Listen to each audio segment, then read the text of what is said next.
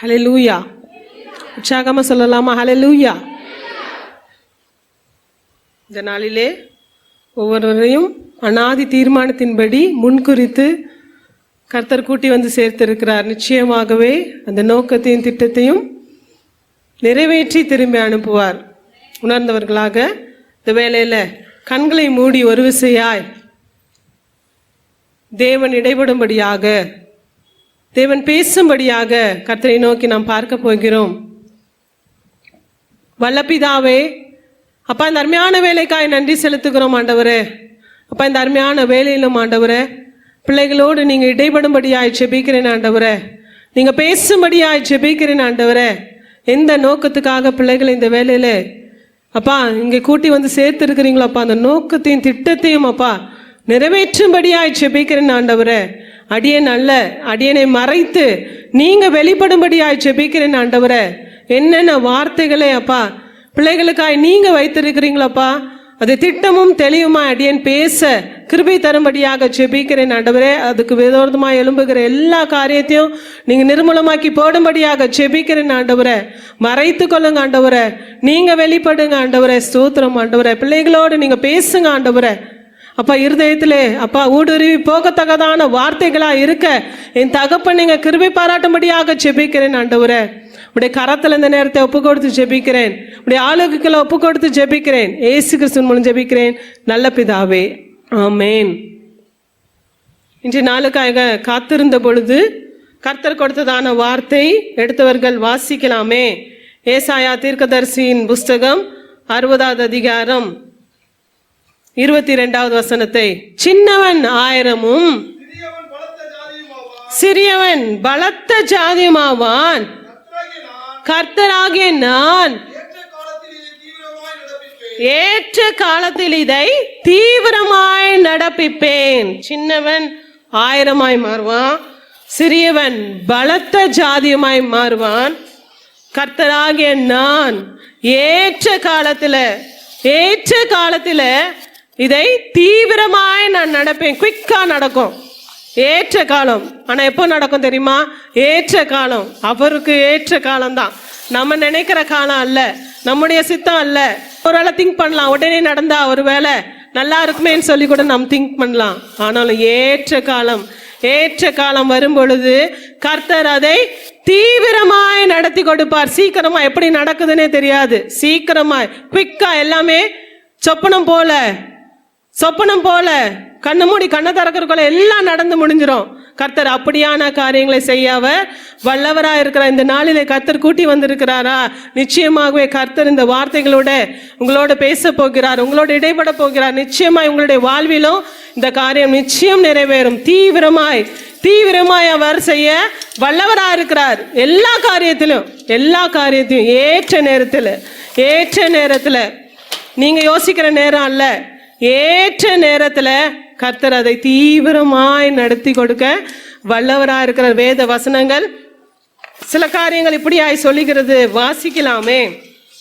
உபாகமத்தின் புஸ்தகம் 11வது அதிகாரம் 13வது வசனத்தை. நீங்கள் உங்கள் தேவனாகிய கர்த்தரிடத்தில் உங்கள் முழு இருதயத்தோடும் உங்கள் முழு ஆத்மாவோடும் அன்பு கூர்ந்து அவரை சேவிக்கும்படி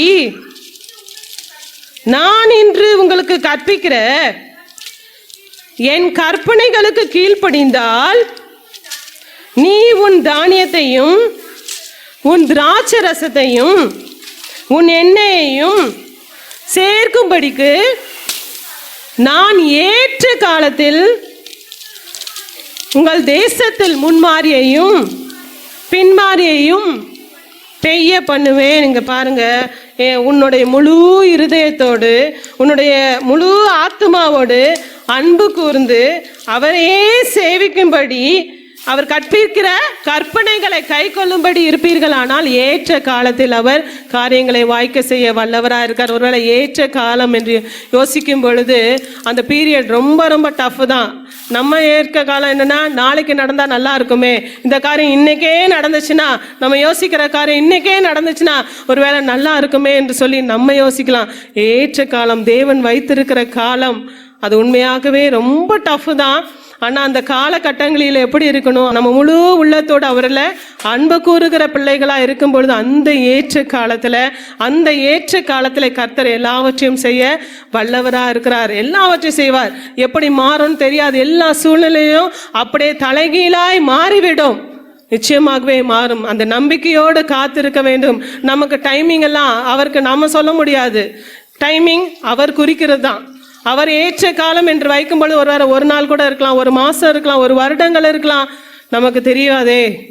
அதுதான் நமக்கு பிளெஸ்ஸிங்கா இருக்கும். அவர் வைக்கிற ஏற்ற காலம் தான் நமக்கு ஒருவேளை ஆசீர்வாதமா இருக்கும். நம்மளுடைய ஏற்ற காலம் எனக்கு இது நடந்துடுமா, இப்போ நடந்துரும் என்று சொல்லி யோசித்து ஒருவேளை சோர்ந்து போய் வந்திருக்கலாம். இந்த நாளில் ஏற்ற காலத்துக்காக நீங்க காத்திருக்கும் பொழுது, தேவனுக்குள்ள நீங்க காத்திருக்கும் பொழுது நிச்சயமாகவே காரியத்தை கர்த்தர் வாய்க்க செய்ய வல்லவரா இருக்க. எல்லாமே தலைகீழாய் மாறும். எல்லாமே 1000 மடங்கு ஆசீர்வாதம். சின்னதான ஆசீர்வாதம் இல்ல, சின்னவன் 1000 மடங்கு ஆசீர்வாதத்தை பெறுவான், மாறுவான். 1000 மடங்கான ஆசீர்வாதம், பெரிய ஆசீர்வாதங்களை அவர் கொடுக்க வல்லவரா இருக்கிற. ஏற்ற காலத்துக்காய் நீங்க காத்திருக்க வேண்டும். அதுதான் நம்ம செய்ய வேண்டியது. கர்த்தருடைய பாதத்துல காத்திருக்கணும். முதல்ல கர்த்தரை தான் விடுறோம், கர்த்தருடைய சமூகத்தை தான் ஓடி வரத விட்டுறாங்க ஜனங்க.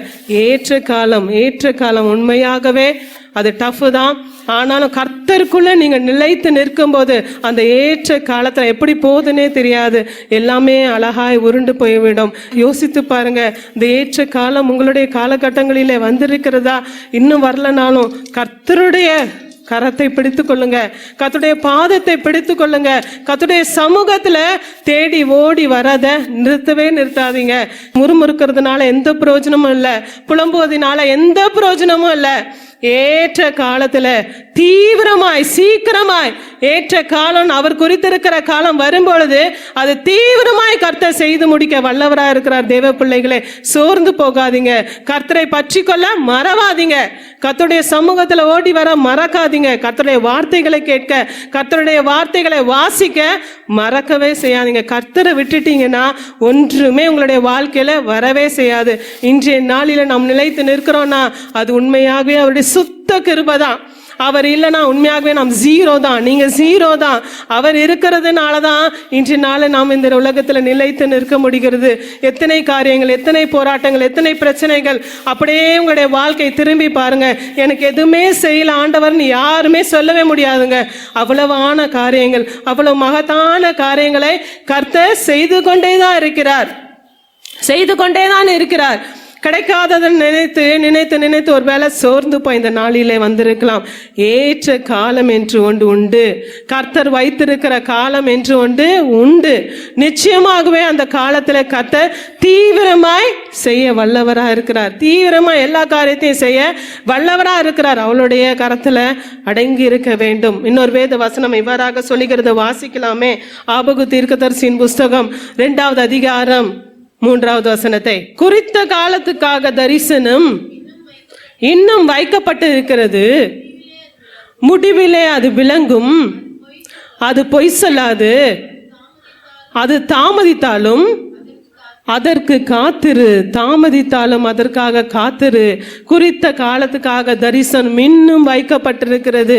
தாமதிக்கும் தான், ஆனாலும் அதற்காக காத்திரு. கர்த்தருடைய பாதத்துல காத்திருக்கும் பொழுது கர்த்தர் எல்லாவற்றையும் நிறைவேற்ற வல்லவரா இருக்கலாம். அநேக வாக்குத்தத்த வார்த்தைகள் இந்த வருடம் ஒருவேளை உங்களுக்கு கர்த்தர் கொடுத்திருக்கலாம்.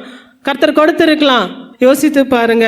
நிச்சயமாக கர்த்தர் இந்த வார்த்தைகளோட உங்களோட பேசியிருப்பாரானால் கர்த்தர் நிச்சயமா இந்த வார்த்தைகளை நிறைவேற்றியே முடிப்பார். அது நிச்சயம் உண்டு. குறித்த காலத்துக்காய் தரிசனம் இன்னும் வைக்கப்பட்டிருக்கிறது.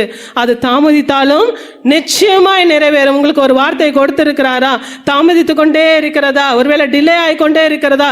ஏற்ற காலம், தேவன் வைத்திருக்கிற காலம் இன்னும் வரல.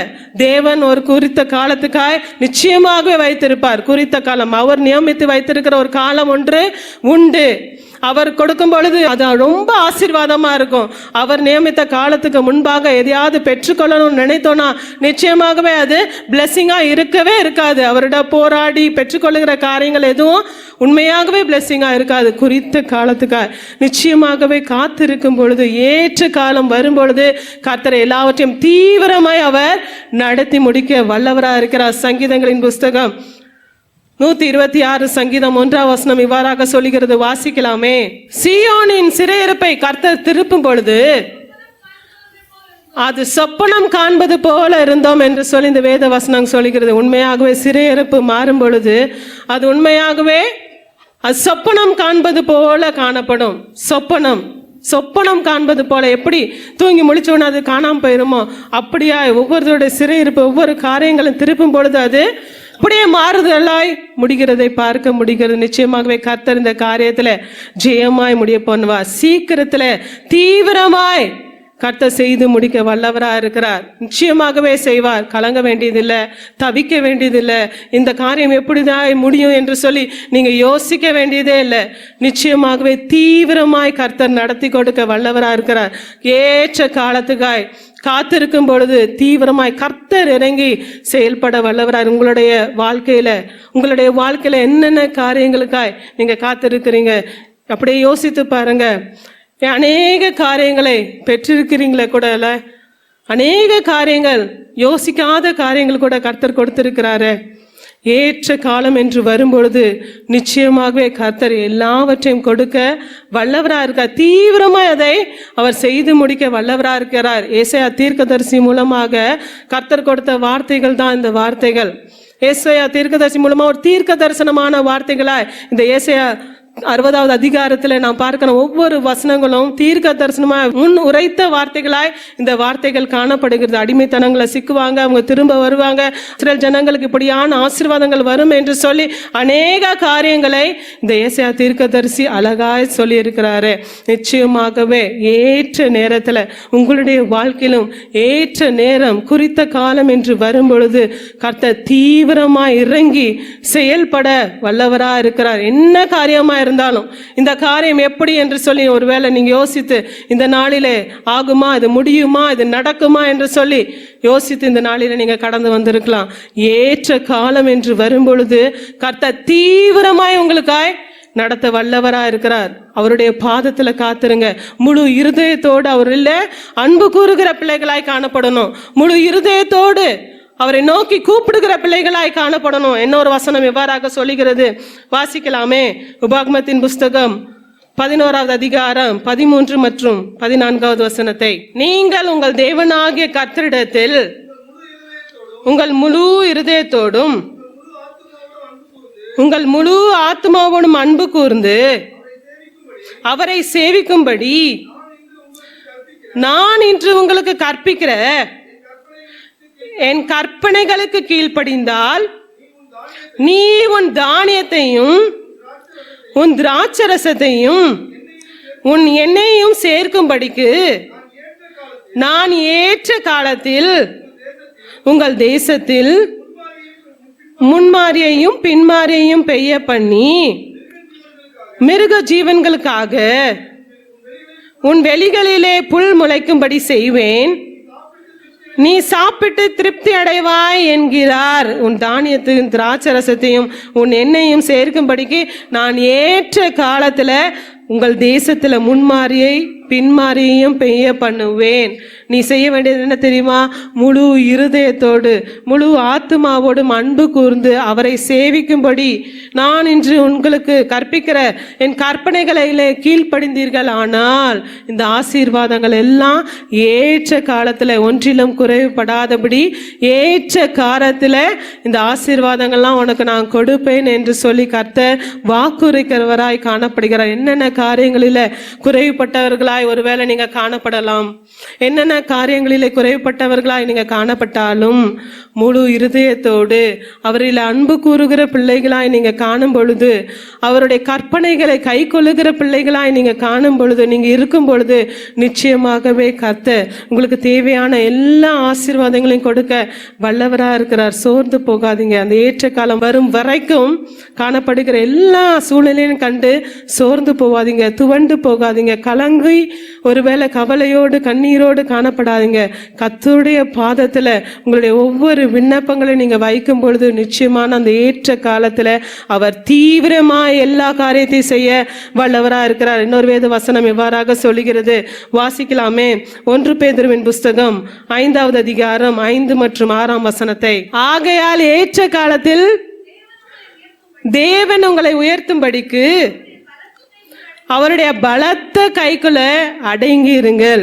ஏற்ற காலத்துல அவர் உயர்த்தணும்னா அவருடைய பலத்த கைக்குள்ள நீங்க அடங்கி இருக்கும் பொழுது நிச்சயமாகவே அவர் உங்களை உயர்த்த வல்லவரா இருக்கிறார். அவர் உயர்த்துவாருங்க. செய்ய வேண்டியது என்ன தெரியுமா? அந்த ஏற்ற காலத்துல நீங்க என்ன செய்றீங்க, அதுதான் மெயின், அதுதான் முக்கியம். புலம்பல் காணப்படுகிறதா, முறுமுறுப்பு காணப்படுகிறதா? யோசித்து பாருங்க. அந்த ஏற்ற காலம் வரும் வரைக்கும் உங்களுடைய காரியங்கள் என்ன யோசிக்கிறீங்க, என்ன புலம்புறீங்க, என்னதான் செய்றீங்க? யோசித்து பாருங்க. தேவனுடைய பாத தண்டையில உட்கார்ந்து இருக்கிறீங்களா? ஏற்ற காலம் வரும் வரை பொறுமையோடு காத்து இருக்கிறீங்களா? அவருடைய பலத்த கைக்குள்ள அடங்கி இருக்கிறீங்களா? அவரை முழு இருதயத்தோடு தேடுகிறீர்களா? முறுமுறுக்கிற காரியங்கள் காணப்படுகிறதா? யோசித்து பாருங்க, யோசித்து பாருங்க. இதுவரைக்கும் அப்படியான முறுமுறுப்பு காரியங்கள் உங்களுடைய காரியங்களில் இருக்குமானால் இப்பொழுதே மாற்றுங்க. புலம்பல் இருக்குன்னா மாற்றுங்க. கர்த்தர் செய்ய வல்லவரா இருக்கிறார். முழு விசுவாசத்தையும் அவர் அண்டை வைங்க, அவர் மேல் நம்பிக்கை வைங்க. நிச்சயமாகவே ஏற்ற காலத்தில் அவர் தீவிரமாய் செய்ய வல்லவரா இருக்கிறார். அவருடைய பலத்த கைக்குள்ள அடங்கி இருக்கணும். காலம் அவர் கரத்துல தான் இருக்கிறது, அவர் கரத்துல தான் இருக்கிறது. காலங்களை நாம் வரையறுக்கவே முடியாது. காலங்கள் அவர் காலத்துல இருக்கிறது. ஏற்ற காலத்துல தீவிரமாய் அவர் செய்ய வல்லவரா இருக்கிறார். அவருடைய பலத்த கைக்குள் அடங்கி இருக்கும் பொழுது நிச்சயமாகவே அந்த ஏற்ற காலத்திலே அவர் ஆசீர்வாதங்களை கொடுக்க வல்லவரா இருக்கிறார். முழு இருதயத்தோடு அவர் தேட வேணும். அந்த ஏற்ற காலத்துல முழுமையான இருதயத்தோடு, உண்மையான இருதயத்தோடு அவரை தேடுகிற பிள்ளைகளாய், அவருடைய கற்பனைகளை கட்டளைகளை கை கொள்ளுகிற பிள்ளைகளாய் நீங்களும் நானும் இருப்போமானால் நிச்சயமாக நமக்கு வர வேண்டிய எல்லா ஆசீர்வாதங்களையும் அவர் கொடுக்க வல்லவராக இருக்கிறார். சோர்ந்து போகாதீங்க. ஏற்ற காலம் என்னுடைய வாழ்க்கையில வரலையோ யோசிக்காதீங்க. நிச்சயமா அவருடைய பாதத்துல உண்மையான இருதயத்தோடு, முழு இருதயத்தோடு அவரையே சேவிக்கிற பிள்ளைகளாய், அவரையே தேடுகிற பிள்ளைகளாய், அவரையே நோக்கி பார்க்கிற பிள்ளைகளாய் நீங்க இருப்பீங்கன்னா நிச்சயமா ஏற்ற காலத்துல தீவிரமாய் கர்த்தர் எல்லாவற்றையும் செய்ய வல்லவரா இருக்கிறார். சோர்ந்து போகாதீங்க, கலங்காதீங்க. கண்ணீரோடு இந்த வாழ்நாளில நீங்க ஒருவேளை கடந்து வந்திருக்கலாம். என் தேவன் எனக்கு ஏதாவது செய்ய மாட்டாரா என்று சொல்லி ஒருவேளை யோசித்து கூட இந்த நாளில நீங்க கடந்து வந்திருக்கலாம். என் தேவன் ஒருவர் உண்டு. அவர் ஏற்ற காலத்துல எல்லாவற்றையும் தீவிரமாய் அவர் செய்து முடிக்க வல்லவரா இருக்கிறார். தேவ பிள்ளைகளை, தேவனுடைய சமூகத்தை விட்டுறாதீங்க. தேவனை விட்டா நமக்கு யார் உண்டு? யோசித்து பாருங்க. மனுஷரண்டை சொன்னீர்களானால் எல்லாரும் யோசிப்பாங்க, இவளுக்கு நல்லா வேணும், இவனுக்கு நல்லா வேணும், இதை தான் நான் எதிர்பார்த்துட்டு இருந்தேன், நல்லா தான் வேணும், என்னை இப்படி சொல்லிட்டான்ல, அப்படி பண்ணிட்டான்ல, இவனுக்கு நல்லா தான் வேணும் என்று சொல்லி ஒருவேளை உங்களுடைய கவலைகளை கேட்கறத போல கேட்பாங்க தான்.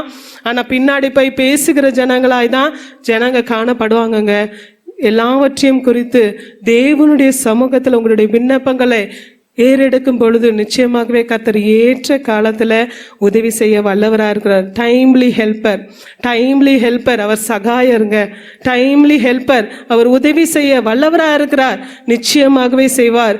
ஏற்ற காலம் என்று ஒன்று வரும் பொழுது தீவிரமாய், எப்படி நடக்குதுன்னு தெரியாது, தீவிரமாய் அவர் நடத்தி கொடுக்க வல்லவரா இருக்கிறார். தேவ பிள்ளைகளை, ஏற்ற வேலை கர்த்தருடைய வேலை நிச்சயமாய் வரும். அவர் குறித்த நாள் அன்று நிச்சயமாய் அவர் ஆசீர்வாதங்களை கொடுக்க வல்லவரா இருக்கிறார். அது உண்மையாகவே நமக்கு ஆசீர்வாதமாய் தான் காணப்படும். கர்த்தர் உண்மையாகவே ஆசீர்வதிப்பார். நம்மை ஆசீர்வதிக்கிறது தேவன் தான். நாம் இவ்வளவு தூரம் நிற்கிறதும் அவருடைய கிருபை தான். அவர் இல்லைன்னா உண்மையாகவே நாம் இல்லை, என்றைக்கோ நாம் அழிந்திருப்போமே. கர்த்தர் இருக்கிறதுனால தான் எல்லா சூழ்நிலையும் அழகாய் கடந்து வர கர்த்தர் கிருபை தந்திருக்கிறார். எத்தனை சோர்வுகள் வந்திருக்கிறது, எத்தனை கண்ணீரின் பாதைகள், எத்தனை போராட்டங்கள், எத்தனை நிந்தைகள், எல்லாவற்றையும் கடந்து வர முடியுதுன்னா கர்த்தர் மாத்திரம்தாங்க. கர்த்தர் இன்றைக்கு நம்மோடு இல்லைன்னா நிச்சயமாகவே நாம் எந்த சூழ்நிலையும் கடந்து வரவே முடியாது. தேவனை அறியாத பிள்ளைகள் யோசித்து பாருங்க. ஸ்ட்ரெஸ் என்று சொல்லி அவர்கள் அழிந்து போறாங்க, தற்கொலைக்குள்ளாய் போயிடுறாங்க. ஆனா நமக்கு ஒரு ஜீவனுள்ள தேவன் ஒருவர் உண்டு. அவர் இருக்கிறார் என்ற நிச்சயத்தோடு, நம்பிக்கையோடு நாம் முன்னேறி போய்கொண்டே இருக்கிறோமே. கர்த்தர் இருக்கிறார் நமக்காக. கர்த்தர் எல்லாவற்றையும் நமக்காக செய்து முடிக்கிற தேவன். கர்த்தர் நமக்காக யுத்தத்தை நடத்துகிற தேவன்.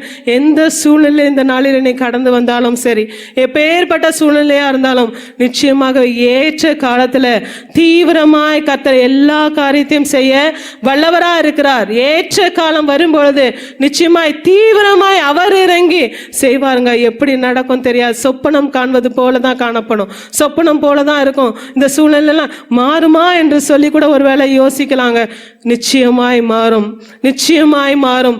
தேவன் நினைத்தாரானால் தம்முடைய பிள்ளைகளுக்காக எதையும் எந்நேரத்திலும் எப்படியும் அவர் செய்ய வல்லவர். தேவனை நோக்கி இருக்கும் பொழுது, முழு இருதயத்தோடு அவருடைய பாதத்தை பற்றி கொண்டு நீங்க இருக்கும் பொழுது நிச்சயமாகவே கர்த்தர் செய்ய வல்லவராக இருக்க. முழு இருதயத்தோடு அவர் தேட வேண்டும். முழுமையாக அவருடைய கற்பனைகளை பற்றுகிற பிள்ளைகளாய், அதன்படி நடக்கிற பிள்ளைகளாய் நீங்களும் நானும் இருப்போம்னா ஏற்ற காலத்துல அவர் ஆசீர்வாதத்தை கொடுக்க வல்லவராக இருக்க. தீவிரமாய் வந்து எல்லாவற்றையும் செய்ய வல்லவராக இருக்கிற அவருடைய பாதத்துல காத்திருக்க வேண்டும். குறித்த காலத்துக்காய் காத்திருக்க வேண்டும். அவருடைய பலத்த கரத்துக்குள்ள அடங்கி இருக்கும் பொழுது, இந்த ஏற்ற காலம் வரும் வரை அவருடைய பலத்த கைக்குள்ள அடங்கி இருக்கும் பொழுது எல்லாவற்றையும் தீவிரமாய் அவர் செய்ய வல்லவரா இருக்கிறார். இந்த நாளில நீங்க யோசித்து பாருங்க, என்னென்ன காரியங்களிலே குறைபட்டிருக்கிறீங்க.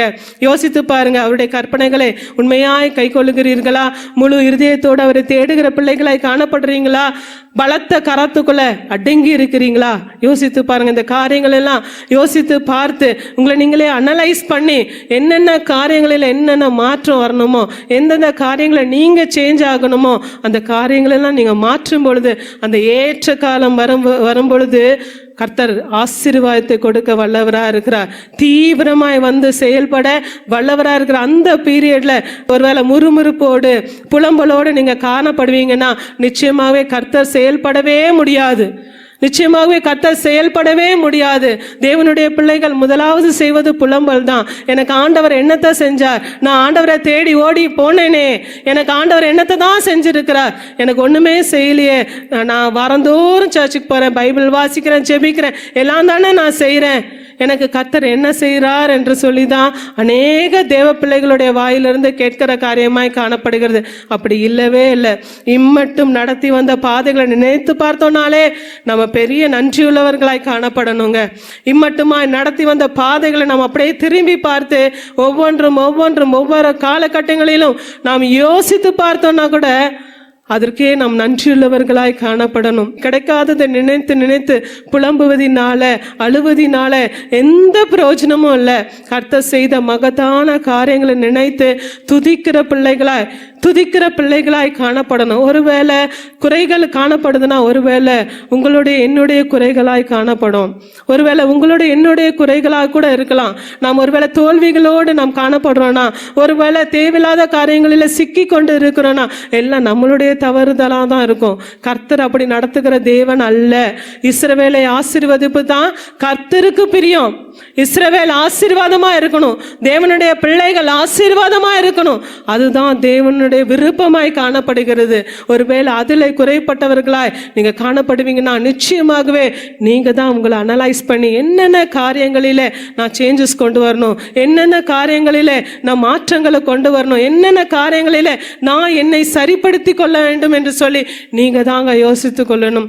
ஏற்ற காலத்தில் கர்த்தர் செயல்படக்கூடாதபடி என்னென்ன தடைகள் என்னுடைய வாழ்க்கையில காணப்படுகிறது என்று சொல்லி நீங்க யோசிக்கும் பொழுது, அந்த காரியங்களிலே நீங்க சரி செய்து கொள்ளும் பொழுது நிச்சயமாகவே அந்த ஏற்ற காலத்திலே கர்த்தர் தீவிரமாய் வந்து செயல்பட வல்லவரா இருக்கிறார். கர்த்தர் நிச்சயமாகவே ஆசீர்வதிப்பார். அதுதான் கர்த்தர் விருப்பப்படுகிற. என் பிள்ளை ஆசீர்வாதமா இருக்கணும். என் பிள்ளைக்கு விரோதமா யாரும் எழும்பக்கூடாது. என் பிள்ளைக்கு விரோதமா யாரும் பேசக்கூடாது. இதுதான் ஆண்டவருடைய விருப்பங்க. அவருடைய பிள்ளை நம்ம பிள்ளை ஆசீர்வாதமா இருக்கணும், நல்லா இருக்கணும், இப்படி இருக்கணும், தி பெஸ்டா இருக்கணும், மற்றவங்களை விருப்பத்தை காட்டிலும் அதுதான் நம்மளுடைய விருப்பமா இருக்கிறது போல தேவனும் மனுஷன் நம்மளே இப்படி யோசிக்கும் பொழுது தேவன் எப்படி யோசிப்பார்ல, நாம் அவருடைய பிள்ளையா இருக்கும் பொழுது நிச்சயமாக தி பெஸ்டா தான் என் பிள்ளை இருக்கணும், தி பெஸ்டா தான் என் பிள்ளைக்கு நான் தரணும்னு தானே ஆண்டவர் யோசிப்பாரு. யோசித்து பாருங்க, யோசித்து பாருங்க, யோசித்து பாருங்க. நிச்சயமாகவே கர்த்தர் தி பெஸ்டாய் கொடுக்க வல்லவரா இருக்க, ஏற்ற நேரத்துல எல்லாவற்றையும் செய்ய வல்லவரா இருக்க. அது வரைக்கும் பலத்த கரத்துக்குள்ள அடங்கிருங்க. அவருடைய கற்பனைகளை கை கொள்ளுகிற பிள்ளைகளாய் காணப்படுங்க. அவருடைய கற்பனைகளை கை கொள்ளுகிற பிள்ளைகளாய், அவர் சொல்லுகிறதை செய்கிற பிள்ளைகளாய், முழு இருதயத்தோடு அவரை தேடுகிற பிள்ளைகளாய் நீங்க காணப்படுங்க. அப்பொழுது ஏற்ற நேரத்துல ஏற்ற காலத்துல கர்த்தர் தீவிரமாய் வந்து எல்லாவற்றையும் நடத்தி முடிக்க வல்லவரா இருக்கிறார். இந்த வேளையில ஒரு சில நபர்களை குறித்து நாம் பார்க்க போகிறோம். ஆதியாகமத்தின் புஸ்தகம் 15வது அதிகாரம் 2வது வசனத்தை வாசிக்கலாமே. அதற்கு ஆபிரகாம், கர்த்தராகிய ஆண்டவரே, அடியேனுக்கு என்ன தருவீர்? நான் பிள்ளை இல்லாமல் இருக்கிறேனே. தமஸ்கு ஊரானாக இந்த எலியேசர் என் வீட்டு விசாரணைக்காரனா இருக்கிறானே என்றான். பின்னும் ஆபிராம், தேவரீர் எனக்கு புத்திர சந்தானம் அருளவில்லை, இதோ என் வீட்டிலே பிறந்த பிள்ளை எனக்கு சுதந்திரவாளியா இருக்கிறான் என்றான். அப்பொழுது கர்த்தருடைய வார்த்தை அவனுக்கு உண்டாகி, இவன் உனக்கு சுதந்திரவாளி அல்ல, உன் கற்ப பிறப்பாய் இருப்பவனே உனக்கு சுதந்திரவாளி ஆவான் என்று சொல்லி அவர் அவனை வெளியே அழைத்து, நீ வானத்தை அண்ணாந்து பார், நட்சத்திரங்களை என்ன உன்னாலே கூடுமானால் அவைகளை என்ன என்று சொல்லி, பின்பு அவனை நோக்கி, உன் சந்ததி இவ்வனமா இருக்கும் என்றார். அவன் கர்த்தரை விசுவாசித்தான், அதை அவர் அவனுக்கு நீதியாக எண்ணினார். கர்த்தர் கொடுத்த வார்த்தை ஆபிரகாமுக்கு, நீ வந்து அண்ணாந்து பாரு, என்ன கூடுமானால் நட்சத்திரங்களை என்ன கூடுமானால் உன்னால் என்ன கூடுமானால் அவைகளை என்ன என்று சொல்லி, பின்பு அவன் இன்னைக்கு உன் சந்ததி இவ்வளவா இருக்கும், நிச்சயமாகவே உன் சந்ததி இவ்வளவா இருக்கும், உனக்கு ஒரு பிள்ளை கண்டிப்பா நான் கொடுப்பேன் என்று சொல்லி கர்த்தர் வாக்குத்தத்தம் கொடுத்தாரு. ஆனால் கொஞ்சம் தாமதம் தான். ஏற்ற காலம் வருவரை காத்திருக்க வேண்டும். தேவனுடைய பாதத்துல நாம் காத்திருக்க வேண்டும். ஆதியாகமத்தின் புஸ்தகம் 18வது அதிகாரம் 14வது வசனம் இவ்வாறாக சொல்லுகிறது, வாசிக்கலாமே. கர்த்தரால் ஆகாத காரியம் உண்டோ? உற்பவ கால திட்டத்தில் உன்னிடத்திற்கு திரும்ப வருவேன், அப்பொழுது சாராளுக்கு ஒரு குமாரன் இருப்பான் என்றார். இது திரும்ப அடுத்ததாக கர்த்தர் கொள்றாரு, என்னால ஆகாத காரியம் ஒன்று உண்டு நீ யோசிக்கிறியா? உற்பவ கால திட்டத்துல உன்னிடத்தில் நான் திரும்ப வருவேன், அப்பொழுது ஒரு குமாரனை நிச்சயமாக சாராளுக்கு கொடுப்பேன் என்று சொல்லி வாக்குத்தத்தம் கொடுக்கிறாரு. எல்லாவற்றையும் மறந்தவர்களாய்தான் இடைப்பட்ட காலங்களிலே பல காரியங்கள் நடந்தது. ஆனாலும் தேவன் அவருடைய வார்த்தையை மாறவே இல்லை. ஏற்ற காலம் வரும் பொழுது அவர் ஆசீர்வாதத்தை கொடுத்தார், குழந்தையை கொடுத்தார். கர்த்தர் ஆசீர்வதித்தாருங்க. அந்த ஏற்ற காலம் வரும் வரை காத்திருக்கலனா துன்பங்களுக்குள்ளாய் பிரச்சனைகளுக்குள்ளாய் மாட்டிக்கொள்வீர்கள். ஏற்ற காலம் வரை காத்திருக்கும் பொழுது நிச்சயமாகவே தி பெஸ்டான ஆசீர்வாதமாய் கர்த்தர் கொடுக்க வல்லவராக இருக்கிறார். கால தாமதம் ஒருவேளை ஆகலாம். நாங்களும் 9 ஆண்டு காலம் காத்திருந்தோம் தான். கர்த்தர் வாக்குத்தத்தம் கொடுத்து நியான் லைட்ல கிரேசன் என்று சொல்லி பேர்லாம் கொடுத்துட்டாரு. மகன் தரிசனமாய் அந்த நேம் கூட பார்த்துட்டாங்க. கிரேசன் என்று சொல்லி நேம் அழகா நியான் லைட்ல ஒரு கரம் எழுதுகிறதை தரிசனமாக மகன் பார்த்தாங்க தான். அந்த தரிசனம் நிறைவேற கால தாமதம் ஆயிடுச்சு. கர்த்தர் வந்து மகனை கொடுத்தார். 9 ஆண்டுகள் பல நிந்தனை பல காரியங்களுக்குள்ளாய் நாங்கள் சென்றோம் தான். ஆனாலும் தேவனை விடலை. அந்த ஏற்ற காலத்துக்காய் தேவனை நோக்கி நாங்கள் காத்திருந்தோம். தேவனை பற்றி கொண்டு நாங்கள் காத்திருந்தோம். கர்த்தர் கொடுத்த வார்த்தையை பிடித்து நாங்கள் காத்திருந்தோம். கர்த்தர் கொடுத்த வார்த்தை மாறவே இல்லை. ஏற்ற காலம் வந்தது. கர்த்தர் அடியேனை நினைவு கூர்ந்தார். மகனை கொடுத்து மட்டுமாய் நடத்தி கொண்டு இருக்கிறார். நோ பாசிபிள் இல்லாத சூழ்நிலையை பாசிபிளா மாத்துறது தான் தேவனுடைய கரம். பாசிபிளே இல்லை. ஒருவேளை நீங்க யோசித்து கடந்து வந்திருக்கலாம், இந்த சூழ்நிலையில் நிச்சயமா முடியவே முடியாது என்று சொல்லி கூட நீங்க கடந்து வந்திருக்கலாம். தேவ பிள்ளைகளே, பாசிபிளா மாத்துறது தேவனுடைய கரம் மாத்திரமே. எனக்கு அப்படிதான் கர்த்தர் செய்தார். உண்மையாகவே அது பெரிய பெரிய கிருபை தான். கர்த்தர் கொடுத்திருக்கு பெரிய கிருபை, பெரிய ஸ்லாக்கியம். கர்த்தர் அழகாய் ஏற்ற நேரத்துல கர்த்தர் எங்களை நினைவு கூர்ந்தார். கர்த்தர் ஏற்ற நேரத்துல கர்த்தர் எங்களை நினைவு கூர்ந்து கர்ப்பத்தின் கனியை கொடுத்து கர்த்தரை ஆசீர்வதித்திருக்கிறார். இந்த வேளையில ஒருவேளை நிந்தனையோடு நீங்க கூட கடந்து வரலாம். நிந்தனையின் பாதைகளில ஒருவேளை கடந்து வந்து கொண்டு இருக்கலாம். கர்த்தர் ஏற்ற காலம் என்று வரும் பொழுது அது நிச்சயமாகவே எங்களுக்கே அது ஆச்சரியமா தான் இருந்துச்சு. டாக்டர் சொல்லும்போது இட்ஸ் அ பாசிட்டிவ் என்று சொல்லும் பொழுது உண்மையாகவே ஆச்சரியமா தான் இருந்தது. இவங்க இல்லை, மீட்டிங்கு போயிட்டாங்க, வால்பாறை மீட்டிங்க்கு. முதல்ல ஃபோன் பண்ணி சொன்ன ஒரே ஆச்சரியம், எப்படி பாசிபிளா என்று சொல்லி எப்படி நடந்தது இது? உண்மையாகவே தேவனுடைய செயல். உண்மையாகவே தேவன் எங்களை நினைவு கூர்ந்தார். தேவனை நாங்கள் விடல. தேவன் ஏற்ற காலம் வந்தது. கர்த்தர் எங்களை ஆசீர்வதித்தார். ஒவ்வொரு நாளும் கர்த்தர் நடத்தி கொண்டே இருக்கிறார். ஏற்ற காலம் நிச்சயமாக உங்களுடைய வாழ்க்கையில வரும். ஏற்ற காலம் நிச்சயமாகவே உங்களுடைய வாழ்க்கையில் வரும். ரிப்போர்ட்ஸ் என்ன வேணாலும் சொல்லலாம். நான் சாட்சி ஏற்ற காலம் வந்தது. கர்த்தரே நினைவு கூர்ந்தார். ஏன்னா நாங்கள் ப்ரூஃபாகவே வச்சுருக்கோம். ரிப்போர்ட்ஸை ப்ரூஃபாகவே நாங்கள் வச்சுருக்கோம். கர்த்தர் தான் மகனை கொடுத்தது. கர்த்தர் தான். கர்த்தர் நடத்தி கொண்டே இருக்கிறார். நிச்சயமாகவே உங்களுடைய வாழ்க்கையிலும் என்னுடைய வாழ்க்கையில் ஏற்ற காலம் வரலையா ஒருவேளை நீங்கள் யோசிக்கலாம். இல்லை, நிச்சயமாய் கர்த்தர் ஒரு ஏற்ற காலம் வைத்திருப்பார். நிச்சயமாய் அந்த நாட்களிலே கர்த்தர் அதை தீவிரமாய் செய்து முடிப்பார். உண்மையாகவே அது எங்களுக்கு கனவு போலதான் தோன்றிச்சு. இது எப்படி ஆகும்? கர்த்தருடைய செயல். கர்த்தர் நினைத்தார், ஆனால் எந்த சூழ்நிலையும் எப்படியும் மாற்ற முடியும். தேவ பிள்ளைகளே, நாங்கள் சாட்சி. உண்மையாகவே கர்த்தர் எல்லா சூழ்நிலையும் மாற்றி தர வல்லவராக இருக்கிறார். சோர்ந்து போகாதீங்க. கர்த்தர் நடத்துவார். நாம் விசுவாசிக்கிறவர் இன்னார் என்று அறிந்து கொள்ள வேண்டும். நாம் நம்பினோர் இன்னார் என்று அறிந்து கொள்ள வேண்டும்.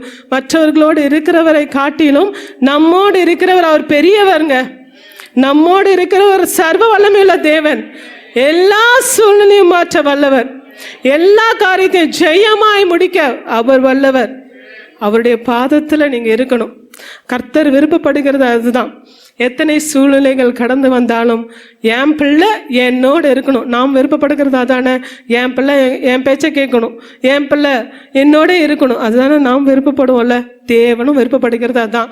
என் பிள்ளை என்னோடையே இருக்கணும். அதனால தான் சில பாடுகள், சில பிரச்சனை. ஏன்னா பாடுகள் பிரச்சனை வந்தாதான் தேவனுடைய பிள்ளைகள் தேவனை தேடுறாங்க. தேவனுடைய பிள்ளைகள் தேவனை பிடிச்சிக்கிறாங்க. இல்லைன்னா லெத்தாஜிக்கா இருந்துக்கிறாங்க. ஒண்ணுமே கவலை இல்லை, ஒரு பிரச்சனையும் இல்லைன்னா ஆண்டவரை தேடுகிற காரியங்கள் இல்லவே இல்லை. எல்லாமே மறைந்து போகுது. கர்த்தர் இல்லைன்னா நாம் இல்லை. அது உணர்ந்தவர்களாக என்றென்றைக்கும் நான் கடந்து வர வேண்டும். என்றென்றைக்கும் நீங்க கடந்து வரணும்.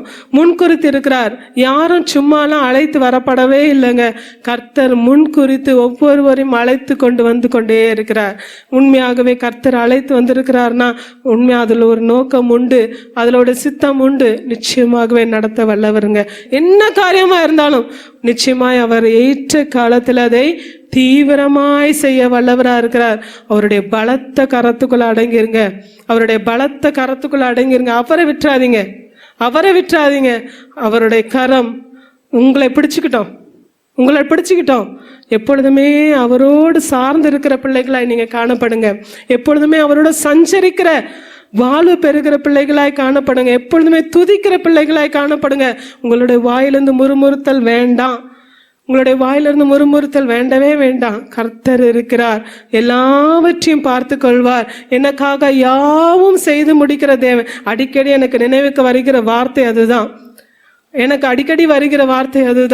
கர்த்தர் எனக்காக யாவையும் செய்து முடிப்பார். இது அதுன்ட்டு இல்லை, கர்த்தர் எனக்காக யாவையும் செய்து முடிப்பார். கர்த்தர் தான் செய்வார். நிச்சயமாக எனக்காக எல்லாவற்றையும் செய்து முடிக்கிற தேவனுங்க உங்களுக்கும் செய்ய வல்லவராக இருக்கிறார். ஏற்ற காலம் என்று வரும்பொழுது நிச்சயமாகவே கர்த்தர் உங்களுக்கு செய்வாருங்க. இன்னொரு சம்பவத்தை நாம் வாசிக்க போகிறோம். யோசேப்பு குறித்து நாம் பார்க்க போகிறோம். ஆதியாகமத்தின் புஸ்தகம் 37வது அதிகாரம் 2ஆம் வசனம் வாசிக்கலாமே. யாக்கோபுடைய சந்ததியின் வரலாறு. யோசேப்பு 17 வயதிலே தன் சகோதரனோடே ஆடுகளை மேய்த்து கொண்டிருந்தான். அந்த இளைஞன் பில்கால் சில்பால் என்னும் தன் தகப்பனுடைய மறுமனை ஆட்டிகளின் குமாரரோடு இருந்து அவர்களுடைய துன்மாக்கத்தை தன் தகப்பனுக்கு சொல்லி வருவான். பாருங்க, 17 வயது ஆடுகளை மேய்த்து கொண்டு இருந்தவன் தான் இந்த யோசேப்பு. அடுத்ததாக நாம் பார்க்கும் பொழுது 5ஆம் வசனம் இவ்வாறாக சொல்லுகிறது. ஒரு சொப்பனம் காண்கிறார். வாசிக்கலாமே. யோசேப்பு ஒரு சொப்பனம் கண்டு அதை தன் சகோதரருக்கு அறிவித்தான். அது நிமித்தம் அவனை இன்னும் அதிகமாய் பகைத்தார்கள். அவன் அவர்களை நோக்கி, நான் கண்ட சொப்பனத்தை கேளுங்கள். நாம் வயலில் அறுத்த அரிகளை கட்டி கொண்டு இருந்தோம். அப்பொழுது என்னுடைய அரிக்கட்டு நிமிர்ந்திருந்தது. உங்கள் அரிக்கட்டுகள் என் அரைக்கட்டை சுற்றி வணங்கி நின்றது என்றான். ஒரு சொப்பனம் காண்கிறான். அதனால அவங்க சகோதரருக்கெல்லாம் ரொம்ப கோபம். ஏன்னா அவரோட யோசேப்போட அரிக்கட்டு மட்டும் நிமிர்ந்து இருந்துச்சா, மற்றவங்க எல்லாம் வணங்குற மாதிரி ஒரு சொப்பனம். 17வது வயதுல அவர் காண்கிறாரு. அந்த ஏற்ற காலம் வரும்பொழுது அவருக்குள்ள ஒரு உயர்வை கர்த்தர் கொடுக்கிறார். அது வரைக்கும் அவர் பட்ட பாடுக்கு அளவே இல்லை. அவங்க சகோதரர்லாம் சேர்ந்து குழியில தூக்கி போட்டாங்க, விற்றுட்டாங்க. அப்புறம் போத்திபார் மனைவி அங்க பாத்தீங்கன்னா அங்கேயும் பிரச்சனை. தேவையில்லாத ஒரு காரியங்களுக்காக சிறைச்சாலையில போறாரு. சிறைச்சாலை வாழ்க்கை தொடர்ந்து பிரச்சனை தான். கர்த்தர் சொப்பனத்தின் மூலமாய் அவருக்கு பேசினார் தான். உன்னை எல்லாரும் வணங்குவாங்கன்னு சொல்லிட்டானா அந்த குறித்த நாள் வரைக்கும் அவர் பட்ட பாடு, பிரச்சனை, போராட்டம் என்று சொல்லி மாற்றி மாற்றி மாற்றி அவருடைய வாழ்க்கையில பிரச்சனை மேல பிரச்சனை தான். அவர் எப்பொழுது கர்த்தர் உயர்த்தினார் என்று நம்ம சொல்லி பார்க்கும் பொழுது 41வது அதிகாரம் 42வது வசனத்தை வாசிக்கலாமே. பார்வான் தன் கையில் போட்டிருந்த தன் முத்திரை மோதிரத்தை கலற்றி அதை யோசேப்பின் கையிலே போட்டு மெல்லிய வஸ்திரங்களை அவனுக்கு உடுத்தி பொன் சரப்பணியை அவன் கழுத்திலே தரித்து தன்னுடைய 2ஆம் ரதத்தின் மேல் அவனை ஏற்றி தெண்டனிட்டு பணியுங்கள் என்று அவனுக்கு முன்பாக கூறுவித்து எகிப்து தேசம் முழுமைக்கும் அவனை அதிகாரியாக்கினான். பின்னும் பார்வோன் யோசேப்பை நோக்கி, நான் பார்வோன், ஆனாலும் எகிப்து தேசத்தில் உள்ளவர்களில் ஒருவனும் உன் உத்தரவில்லாமல் தன் கையையாவது தன் காலையாவது அசைக்க கூடாது என்றான். மேலும் பார்வோன் யோசேப்புக்கு சாப்நாத் பனேயா என்கிற பெயரை இட்டு ஓன் பட்டணத்து ஆசாரியனாகிய போத்திபிராவின் குமாரத்தியாக அஸ்னாத்தை அவனுக்கு மனைவியாக கொடுத்தான். யோசேப்பு எகிப்து தேசத்தை சுற்றி பார்க்கும்படி புறப்பட்டான். யோசேப்பு எகிப்து ராஜாவாகிய பார்வோனுக்கு முன்பாக நிற்கும் போது 30 வயதா இருந்தான். பாருங்க, கிட்டத்தட்ட 17வது வயதுல அந்த சொப்பனத்தை காண்கிறான். அது நிறைவேறும் பொழுது பாத்தீங்கன்னா 30 வயது என்று சொல்லி இந்த வேத வசனங்களிலே நாம் பார்க்கிறோம். கிட்டத்தட்ட 13 இயர்ஸ் பிரச்சனை தான், சிறைச்சாலை. ஆனா எல்லா இடத்திலும் தேவனை அவர் விடவும் இல்லை, தேவன் அவரை விடவும் இல்லை. தேவனை என்றென்றைக்கும் பற்றி கொள்ளுகிற மகனாக அந்த யோசேப்பு காணப்பட்டானே. தேவன் அவனோடு இருந்தாரு. அவர் சிறைச்சாலையிலும் தேவனை பற்றி தான் சொன்னார். எல்லா இடத்துலையும் தேவனை அவர் மறக்கவே இல்லை. ஏற்ற காலம் வரும் வரை என்ன செய்து கொண்டு இருக்கிறீர்கள்? இந்த யோசேப்பு தேவனை விடவே இல்லையே. இந்த யோசேப்பு பாருங்க, அந்த இடைப்பட்ட ஏற்ற காலம் வரும் வரை கர்த்தருடைய பாதத்திலே காத்திருந்தாரு. தேவன் அவனோடே இருந்தார். அநேக இடங்களில் நாம் பார்க்கிறோம், தேவன் கர்த்தர் யோசேப்போடே இருந்தார் என்று சொல்லி அநேக இடங்களிலே எங்க சென்றாலும் யோசேப்போட தேவன், நான் தேவனுக்கு விரோதமாய் பாவம் செய்வது எப்படி என்று சொல்லிதான் அந்த போத்திபார் மனைவி கிட்ட அவர் சொன்னாரு, தேவனுக்கு விரோதமா நான் எப்படி பாவம் செய்வது? இப்படிதான் அவருக்கு தேவனை அவர் விடவே இல்லையே. ஏற்ற நேரத்துல அவர் உயர்த்தப்பட்டார். அவருடைய பலத்த கைக்குள்ள அடங்கி இருந்தார். இந்த நாளில யோசித்து பாருங்க, அவருடைய பலத்த கரத்துக்குள்ள அடங்கி இருக்கிறீங்களா?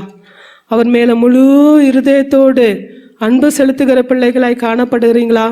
ஏற்ற காலம் வரும் பொழுது கர்த்தர் உயர்த்த வல்லவரா இருக்கிற எல்லா சூழ்நிலையும் அவருடைய பலனை கொண்டு கடந்து வர முடியும்.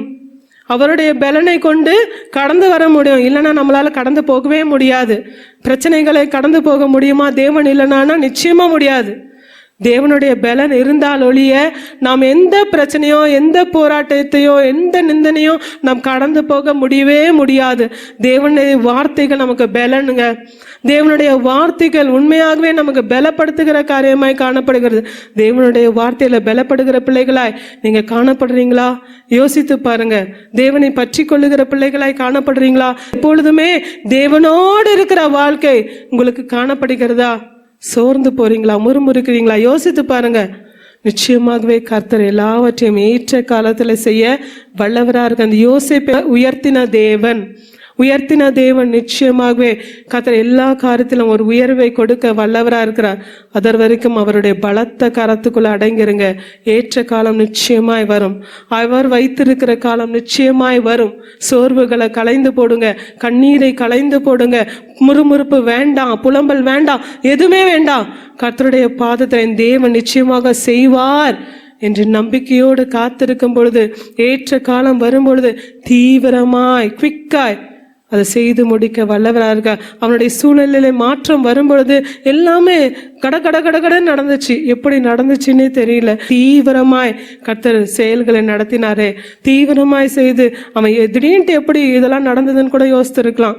திடீர்னு எல்லாமே நடந்தது. அவன் உயர்த்தப்படுகிற காரியங்களை பார்க்கிறோம். அப்புறம் அவங்களுடைய சகோதரர்கள்லாம் அவனை வணங்குறாங்க. பஞ்சம் வந்துருச்சு. அவங்களோட சகோதரோட ஊர்ல பஞ்சம் வந்ததுனால எல்லாரும் இங்க சாப்பாடு கேட்க வராங்க. இங்க கேட்க வரும்போது பாத்தீங்கன்னா அவர்கள் எல்லாம் யோசேப்பை வணங்குறாங்க. இதுதான் பின் வருகிற அதிகாரங்களில நாம் பார்க்கிறோம். அவர் கண்ட சொப்பனம் அதுதான். என்னுடைய அரிக்கட்டு நிமிர்ந்து நிற்கிறது, நீங்கள் எல்லாம் என்ன வணங்குறீங்க என்பதாக தான் அவருடைய சொப்பனம். அது அப்பொழுது நிறைவேறின காலம் உண்மையாகவே அது ஒரு டஃபஸ்ட் காலமாய் தான் அவனுக்கு தோன்றினது. உண்மையாகவே டஃபஸ்டா தான் காணப்படுகிறது. சங்கீதத்தின் புஸ்தகத்தில் நாம் பார்க்கிறோம்.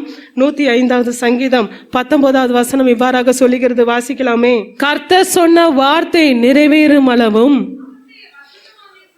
அவனுடைய வசனம் அவனை புடமிட்டது. கர்த்தருடைய வார்த்தை நிறைவேறும் அளவும் அவருடைய வசனங்க அவனை புடமிடுகிறதாய் காணப்படுகிறது. விலங்குலாம் போட்டாங்க என்று சொல்லி நம் வசனங்களிலே பார்க்கிறோம். அவ்வளவு துன்புறுத்தப்பட்டதான். ஆனாலும் தேவனை அவர் மறக்கவே இல்லை, தேவனை விடவே இல்லை. ஏற்ற காலம் என்று ஒன்று வந்தது. கர்த்தர் அவனை உயர்த்தினார். கர்த்தர் சொன்னபடியே உயர்த்தினார். நிச்சயமாக ஏற்ற காலம் என்று தேவன் வைத்திருக்கிற காலம் நிச்சயமாய் வரும். கர்த்தருடைய சமூகத்துல இருக்கும் பொழுது நிச்சயமாகவே அதற்குரிய ஆசீர்வாதத்தை பலனையும் நீங்க பெற்றுக்கொள்வீங்க. இன்னொரு பகுதிகளில் நாம் பார்க்கும் பொழுது லூக்கா எழுதின சுவிசேஷம் 13வது அதிகாரம் 10வது வசனம் இவ்வாறாக சொல்லுகிறது. வாசிக்கலாமே. ஒரு ஓய்வு நாளில் அவர் ஜெபாலயத்தில் போஜனம் பண்ணி கொண்டிருந்த பொழுது, அப்பொழுது 18 வருஷமாய் பலவீனப்படுத்தின ஆவியை கொண்ட ஒரு ஸ்திரீ அங்கே இருந்தாள். அவள் எவ்வளவேனும் நிமிரமுடாத கூனியாயிருந்தாள். இயேசு அவளை கண்டு தம்மிடத்தில் அழைத்து, ஸ்திரீயே, உன் பலவீனத்தினின்று விடுதலையாக்கப்பட்டாய் என்று சொல்லி அவள் மேல் தமது கையை வைத்தார். உடனே அவள் நிமிர்ந்து தேவனை மகிமைப்படுத்தினார். இங்க பாருங்க, 18 வருஷ காலம் ஜெப ஆலயத்துல சென்றதுனாலதான் அவளுக்கு அந்த அற்புதம் கிடைச்சது. ஒருவேளை அன்றைய நாளிலே இயேசு கிறிஸ்து வருகிற அந்த நாளிலே அவ வரலனா நிச்சயமாகவே இந்த அற்புதம் கிடைச்சிருக்குமானா ஒரு கொஸ்டின் மார்க் தான், ஒரு கேள்விக்குறி தான். அவ வந்ததுனாலதான். ஒருவேளை காலங்கள் கடந்து விட்டதே, 18 வருஷ காலம் ஆயிடுச்சு, இதுக்கு மேலேயா எனக்கு அற்புதம் நடக்க போகுது என்று சொல்லி ஒருவேளை முடங்கி கொண்டு வீட்டில் உட்கார்ந்து இருந்தானா இந்த அற்புதம் நடந்திருக்குமா என்று சொல்லி பார்க்கும் பொழுது நிச்சயமாகவே இல்லை.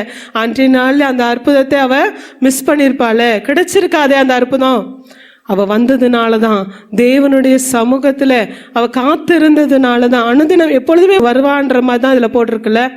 எப்பொழுதுமே 18 வருஷ காலங்கள் பலவீனப்படுத்தின இந்த கூனி, பலவீனப்படுத்துகிற இந்த சாத்தான் பலவீனப்படுத்தி கொண்டு இருந்தானே, அவ சோர்ந்து போய் உட்காரலையே, சோர்ந்து போய் வீட்டில் முடங்கி இல்லையே, இனியா எனக்கு அற்புதம் நடக்க போகுது, 18 வருஷம் ஆயிடுச்சு, இனியா இந்த சூழ்நிலை மாறப்போகுது, இனியா என் கூன் நிமிரப்பட போகிறது என்று சொல்லி ஒருவேளை வீட்டில் அமர்ந்திருந்தாள்னா நிச்சயமாகவே இந்த அற்புதம் அந்த நாளிலே நடந்திருக்காது. இயேசு வந்திருப்பாரு, அவர் ஊழியத்தை செய்து போயிட்டே இருந்திருப்பாரு, நிச்சயமாகவே அவளுக்கு அந்த அற்புதம் கிடைச்சிருக்காது. தேவனுடைய சமூகத்தை மறக்காதீங்க, மறக்காதீங்க. 18 வருஷம் யோசித்து பாருங்க, எவ்வளவேனும் நிமிரக்கூடாத கூனி என்று சொல்லி இந்த வேத பகுதிகள் சொல்லுகிறது. அவ்வளவாய் பெண்ட் பண்ணி நடந்திருப்பா, எவ்வளவு கஷ்டம், எவ்வளவு கஷ்டம். ஆனா சோர்ந்து போகாதபடி தேவனுடைய சமூகத்துல தேடி ஓடி வந்தது நிமித்தமாக தான் அந்த அற்புதத்தை அவள் பெற்றுக்கொண்டாள். சோர்ந்து போகாதபடி தேவனுடைய சமூகத்துல நீங்க ஓடி வரும் பொழுது நிச்சயமாக ஏற்ற நேரம் என்று வரும். அந்த கூனிக்கு அந்த நாள் தான் கர்த்தர் வைத்திருந்த ஏற்ற நேரம், அந்த நாள் தான் கர்த்தர் முன்குறித்திருந்த ஏற்ற நேரம். ஒருவேளை நீ உங்களுக்கு வைத்திருந்த ஏற்ற நேரத்துல நீங்க தேவனுடைய சமூகத்துல இல்லாதபடி இருந்தீங்கன்னா யோசித்து பாருங்க, உங்களுக்கு அந்த அற்புதம் நடக்குமா? யோசித்து பாருங்க. நீங்க ஒருவேளை அழுது ஜெபம் பண்ணி எல்லா வாரமும் வரீங்க, ஒரு நாள் கர்த்தர் உங்களை ஆசீர்வதிக்கும்படியா கடந்து வரணும்னு நினைத்திருந்த நாள் அன்று ஒருவேளை பல தடைகள் வரலாம், பல காரியங்கள் நிமித்தமா ஒருவேளை வராம கூட நீங்க இருக்கலாம். ஆனா அந்த நாளை கர்த்தர் ஒருவேளை முன்குறித்திருந்தார்னா யோசித்து பாருங்க. தேவனுடைய சமூகத்தை மட்டும் என்னைக்குமே மறக்காதீங்க. தேவன் தான், தேவன் நினைத்தாரானால் மாத்திரமே எல்லா சூழ்நிலையும் மாற்ற முடியும். நிச்சயமாகவே எல்லா சூழ்நிலையும் கடந்து வர தேவ பலன் நிச்சயமாகவே வேணும். தீவிரமாய் அவர் நடத்த வல்லவரா இருக்க, சீக்கிரத்துல அவர் எல்லாவற்றையும் மாற்றி கர்த்தர் ஜெயத்தை கொடுக்க வல்லவரா இருக்கார். இன்னும் எஸ்தரை குறித்து நாம் பார்க்கிறோம். எஸ்தரின் புஸ்தகம் 4வது அதிகாரம் 16வது வசனம் இவ்வாறாக சொல்லுகிறது, வாசிக்கலாமே. நீர் போய் சூசானில் இருக்கிற யூதரை எல்லாம் கூடி வர செய்து 3 நாள் அல்லும் பகலும் புசியாமலும் குடியாமலும் இருந்து எனக்காக உபவாசம் பண்ணுங்கள். நானும் என் தாதிமாரும் உபவாசம் பண்ணுவோம். இவ்விதமாய் சட்டத்தை மீறி ராஜாவினிடத்தில் பிரவேசிப்பேன். நான் செத்தாலும் சாகிறேன் என்று சொல்ல சொன்னால். இங்க பாருங்க, இதோட ஹிஸ்டரி, எஸ்தரின் ஹிஸ்டரி எல்லாருக்கும் தெரிஞ்ச காரியங்கள் தான். ஜஸ்ட் ஒரு ரீகேப்பாக தான், ரிமைண்டராக தான் நான் இதெல்லாம் கொண்டு வர போகிறேன். யூதர்கள் எல்லாம் அழிக்கும்படி ஆமான் பல திட்டங்களை தீட்டி அந்த ராஜாவண்டை சொல்லி யூதர்களை அழிக்கணும், அவங்க மரியாதை கொடுக்கறது இல்லைன்னு சொல்லி பல திட்டங்களை தீட்டி இவர் கொண்டு வராரு. அப்பொழுது அவர் மொர்தெகாய் வந்து ஆள் அனுப்பி சொல்லுகிறார், எஸ்தர்கிட்ட இதெல்லாம் நடந்து கொண்டு இருக்கிறது என்று சொல்லுகிறாரு. அப்போ பார்த்தீங்கன்னா அவ முதல்ல கொஞ்சம் ஹெசிடேட் பண்ணுறா, கொஞ்சம் ஒதுங்குறா. நான் போயிட்டேன்னா முன்னாடி நிற்க முடியுமான்லாம் தெரியல, ஒருவேளை நின்னா என்னை கொன்று கூட போட்டுருவாங்களே, அப்படி நிற்கிறதுக்கு யாருக்குமே ரூல்ஸ் இல்லை அந்த ராஜாவின் முன்னாடி அப்படின்னு சொல்றா. ஆனாலும் நீ இல்லைன்னா அந்த பிளேஸ்ல கண்டிப்பா வேற யாராவது கர்த்தர் வைப்பாரு.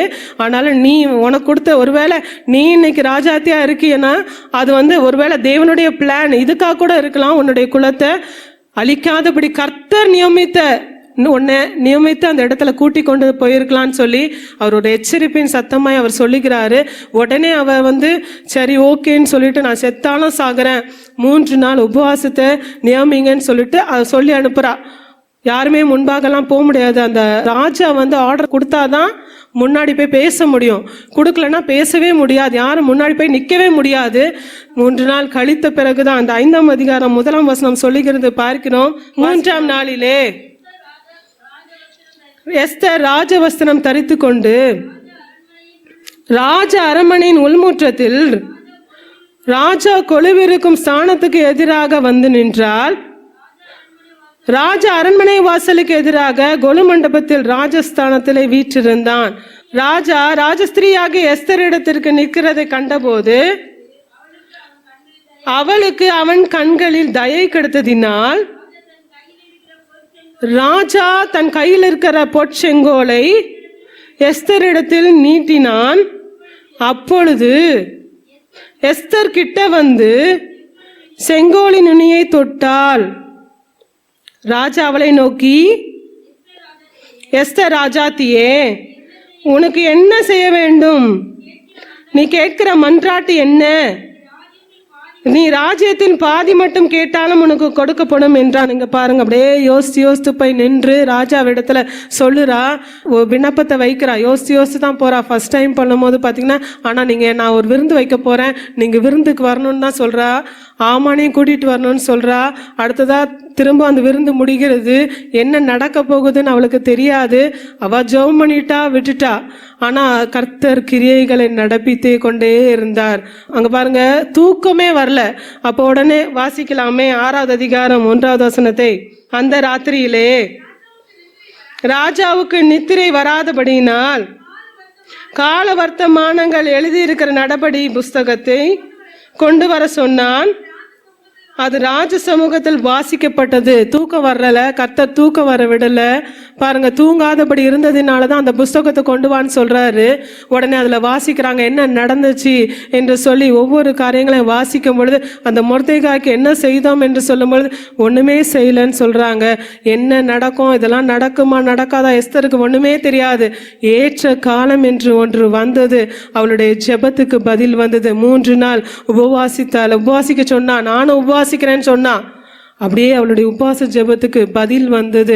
கர்த்தர் எல்லா சூழ்நிலையும் அப்படியே தலைகீழாய் மாறுதலாய் முடிய பண்ணினார். அந்த ராஜா அந்த தூக்கம் வராதபடி இருந்த கலக்கத்தினால அவ எல்லாவற்றையும் கேட்டு பின்பு எல்லா சூழ்நிலையும் இதுக்கெல்லாம் காரணம் ஆமான் தான் என்று சொல்லி நன்கு உணர்ந்தவராய் அந்த ஆமானை அப்படியே அழித்து போடும்படியா தீர்மானித்தார். அந்த யூத குலத்தை அப்படியே கர்த்தர் ஒரு ஆர்டராகவே கொடுத்தார். அந்த யூதர் குலத்தை யாரும் அழிக்கவே கூடாது, யாரும் கை போடக்கூடாது என்று சொல்லி அந்த மொர்தெகாயை கர்த்தர் உயர்த்தினாரு. குறித்த காலத்திற்காய் அந்த ஏற்ற காலம் வருவரை செத்துருவோமா இருக்கோமா, ராஜா என்ன பண்ண போற, எந்த காரியமும் தெரியாது, நடக்கிற காரியங்களும் தெரியாது. இப்படி அவர் தூங்காதபடி இருந்தாரு, படிக்க போற எதுவுமே தெரியாது. ஆனாலும் ஏற்ற நேரம் வரும் பொழுது கர்த்தர் உயர்த்தினாரு. கர்த்தர் எல்லா சூழ்நிலையும் மாறுதலாய் முடிய பண்ணினாரு. அதே போல ஏற்ற காலத்துல உதவி செய்ய வல்லவரா இருக்கிறார். ஏற்ற காலம் வரும் பொழுது கர்த்தர் எல்லா சூழ்நிலையும் அவர் மறைய பண்ணுகிற தேவன், எல்லா சூழ்நிலையும் அவர் மாற்றங்களை உண்டு பண்ணுகிற தேவனா இருக்கிறார். அவருடைய பலத்த கரத்துக்குள்ள அடங்கிருங்க, அவருடைய பலத்த கரத்துக்குள்ள அடங்கிருங்க. உங்களுடைய முழு இருதயத்தோட அவரை தேட மறக்காதீங்க. கற்பனைகளை கை கொள்ளுகிற பிள்ளைகளாய் காணப்படுங்க. ஏனோ தானோ என்று வாழ்கிற வாழ்க்கை இருக்கவே கூடாது. ஏனோ தானோ என்று வாழ்கிற வாழ்க்கையினால எந்த பிரயோஜனமும் இல்லை. தேவனை முன்னிறுத்து ஓடுகிற பிள்ளைகளாய் நீங்க காணப்படும் பொழுது சில அப்ஸ்ட்ரக்கிள் வரலாம், சில பிரச்சனைகள் வரலாம், சில போராட்டங்கள் வரலாம். ஒருவேளை புயலை போல மோதி அடிக்கும்படியான பிரச்சனையா கூட இருக்கலாங்க. கர்த்தர் நினைத்தாரானார் எல்லாவற்றையும் கடந்து போக கர்த்தர் பலனையும் கிருபைகளையும் தருவார். செங்கடலை கடந்து போக செய்த தேவன் இந்த தேவ மனிதர்கள் எல்லாரையும் பாருங்க, தேவனை மறவாதபடி தேவனை பற்றி கொண்டிருந்தபடியினால் தான் அத்தனை தேவ பிள்ளைகளும் ஆசீர்வாதங்களை பெற்றுக்கொண்டார்கள். இந்த வேளையில உணர்ந்தவர்களா எந்தெந்த காரியங்களில் மாற்றங்கள் வர வேண்டும் என்று சொல்லி யோசித்தவர்களாய் உங்களை நீங்களே அனலைஸ் பண்ணி இருக்கிற இடத்துல அப்படியே எழுந்து நிற்கிறீர்களா? கர்த்தரை நோக்கி நாம் பார்க்க போகிறோம். ஏற்ற நேரத்துல உதவி செய்கிற தேவன், ஏற்ற நேரத்துல உதவி செய்கிற தேவன். ஏற்ற நேரம் நிச்சயமாய் கர்த்தர் வைத்திருக்கிற நேரம் வரும் பொழுது அவர் உதவி செய்ய வல்லவரா இருக்கிறார்.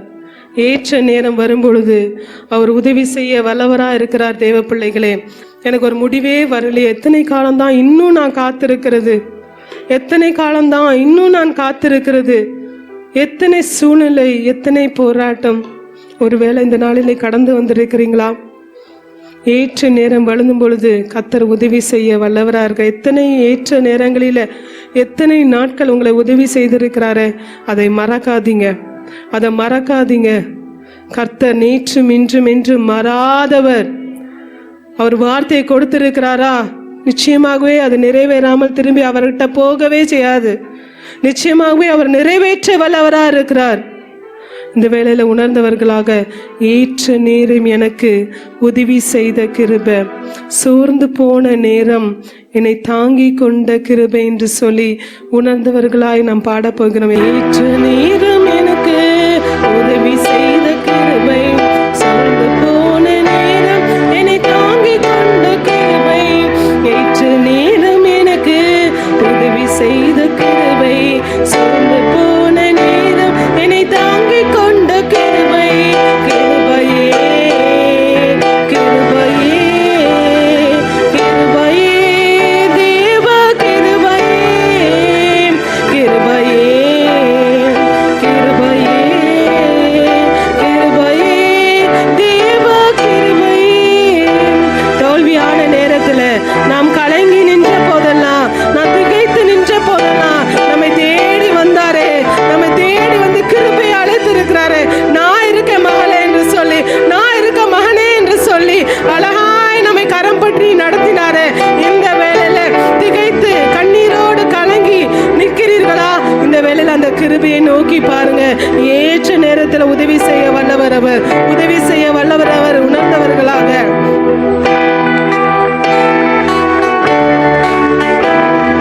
தோல்வியான நேரம் கலங்கி நின்ற வேளை, திகைத்து நின்ற போது தேடி வந்த கிருபை.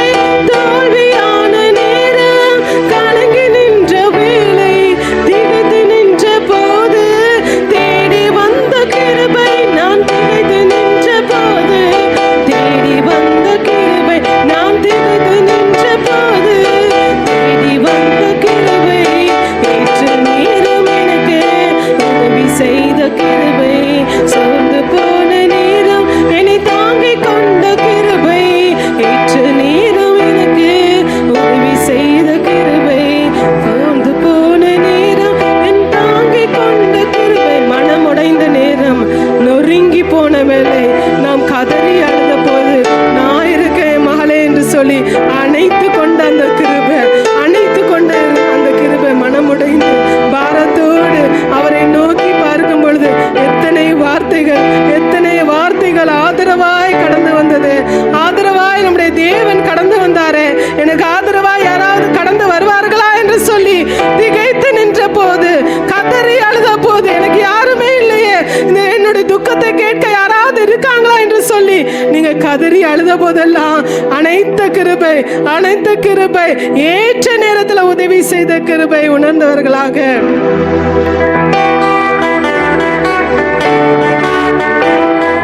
மனமுடைந்த நேரம், நொறுங்கி போன வேளை, கதறி அழுத போது அணைத்து கொண்ட கிருபை. மனமுடைந்த நேரம், நொறுங்கி போன வேளை, கதறி அழுத போது அணைத்து கொண்ட கிருபை. நான் கதறி அழுத போது அணைத்து கொண்ட கிருபை, நான் கதறி அழுத போது அணைத்து கொண்ட கிருபை. ஏற்ற நேரம் எனக்கு உதவி செய்த கிருபை, சோர்ந்து போன நேரம் என்னை தாங்கி கொண்ட கிருபை, ஏற்ற நேரம் எனக்கு உதவி செய்த கிருபை, சோர்ந்து போன நேரம் என்னை தாங்கி கொண்ட கிருபை. பயந்து நின்ற நேரத்துல, நாம் பதறி போன வேளையில, அங்கலாய்த்த நேரத்துல நமக்கு ஆதரவாய் கடந்து வந்தாரு. அங்கலாய்த்து நின்று கொண்டிருக்கிறீர்களா? ஆதரவாய் கடந்து வருகிற ஒரு தேவன் உண்டு. ஆதரவாய் கடந்து வருகிற கிருபை நமக்கு உண்டு.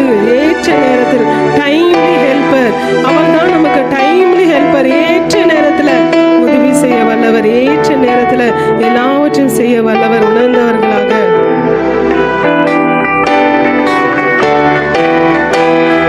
பயந்து நின்ற நேரம், பதறி போன வேளை, அங்கலாய்த்த போது ஆதரித்த கிருபை.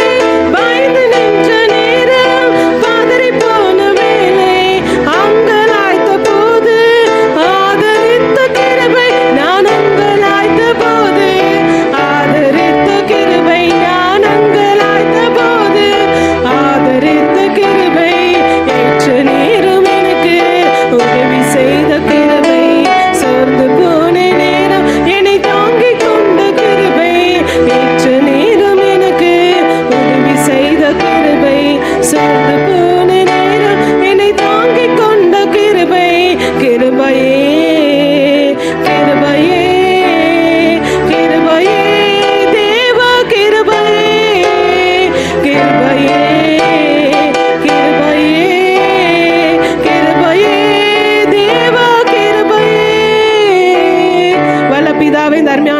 வேலைக்காய் நன்றி செலுத்துகிறோம் ஆண்டவரே.